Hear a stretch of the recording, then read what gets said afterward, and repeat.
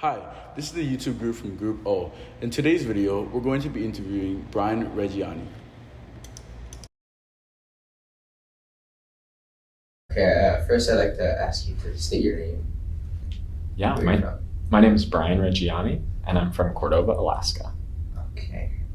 First question. Where and how did you find out about erosion? Yeah, so Cordova is like nestled between Prince William Sound and the Copper River Delta, and erosion was all around me growing up.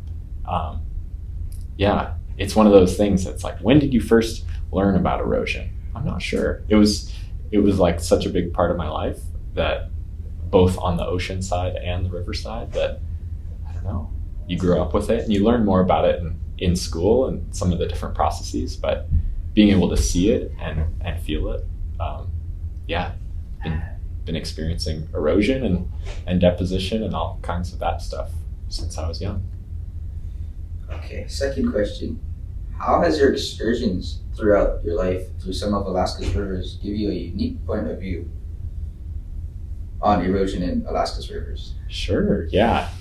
I appreciate that you acknowledge my adventurous spirit. I like to do a lot of river trips around the state, a lot of canoeing and rafting, kayaking, and it's pretty cool to get out into the wilderness and see some of the power of our different river systems.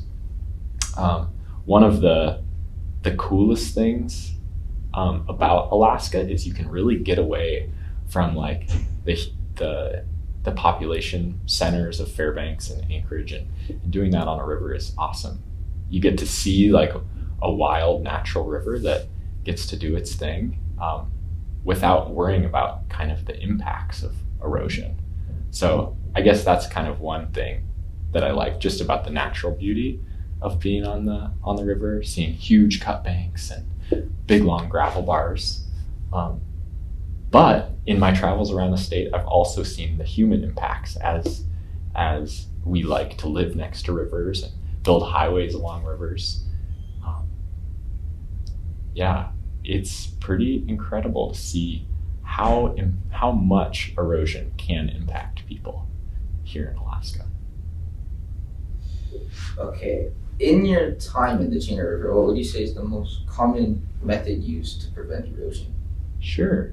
Yeah, the Chena River has a lot of different kinds of durable things packed along the river's edge. Everything from old cars to like modern rock that they line the river with. There's also some cool examples of like natural erosion control that they've been doing in more recent years, of planting willows and using trees and tree stumps. But I think the most common along the Chena River through Fairbanks is like old junk, whether it's old cars, old concrete, axles, tires, that kind of thing. You see a lot of that when you float through the river through town. Okay. Next question. What have you done to prevent or spread awareness about erosion? Yeah, so I, every summer, I like to do a lot of trash pickup along both the Chena here in Fairbanks and in my hometown in Cordova. Last summer, I picked up 3,500 pounds of garbage off the Chena River. And that's just like water bottles and junk that just falls in, whether people are being lazy or whatever. But during that time, I would like notice that there was a path down to the river's edge, and that path like had the most garbage on it. And I thought, I think this area has a little too much traffic, so I planted a ton of willows last summer, and that was really cool, both to block the path as well as to like stabilize that section of the stream bank, because as the path came down, you could like clearly see it went right to the river and was like starting to wash away.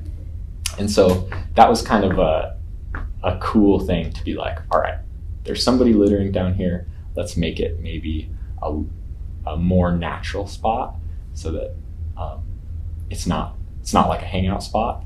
And then also like, let's try to protect the stream bank because you could see that it was eroding. That's really cool. Okay, last question. Firsthand, what would you say is the worst erosion you've seen in any river in Alaska? Yeah, so growing up in Cordova, the Copper River is really near and dear to my heart. And it must have been in like 2008 or 9 or 10, right before I got my driver's license. There was a really big change in the river system. The Copper River is pretty narrow as it comes down through the Wrangell St. Elias National Park, but then it really broadens in the delta. And in the early copper rush days, when the copper miners built a railroad from Cordova to Kennecott, they built a railroad right across the entire 50 miles of the Copper River Delta. And for pretty much 100 years, the river delta was staying in its same path that it had been. But then there's like a big shift in the river. I don't exactly know why, but the river main channel shifted over from the 27-mile part of the highway to the 36-mile part of the highway. And that caused an incredible amount of erosion. And there's a bridge that's out, the 36-mile bridge. It used to be like an insignificant, maybe 300-foot long bridge over just a little channel of the Copper River. But then pretty much all of the water started coming down that section. And what was like a 300-foot creek, like just a side creek of the Copper, turned into the main channel, which is now like 2,000 feet wide. And you can drive on the highway all the way up to the 36-mile bridge. You can get out of your car and walk to the end of the bridge, and there's still like half a mile of river and just an empty bridge that's like ends. And it's kind of a bummer because there's a really cool place called the $1 Million Bridge that's at mile 50. And it's like a really awesome place where the Childs Glacier comes right down into the Copper River and calves and makes like giant tsunami waves that you can like go watch and see. It's really cool. And the Forest Service built this awesome like viewing station, but currently you can't visit it. Like, I guess you could take a helicopter out there, but without the road, it hardly ever gets used anymore. And so that's like one both awesome example of the power of some of our rivers here in Alaska, and a little bit on like the devastating side of like, man, I really wish I could visit that glacier. So yeah, and then the state's response, it was basically like, I don't know what we're gonna do about it. It costs a little too much money to repair the road, and the bridge has been out for the past like 10, 11, 12 years, and they don't really have plans to fix it. So That's crazy. super crazy. That's wild. Yeah. Okay, thank you. You're welcome.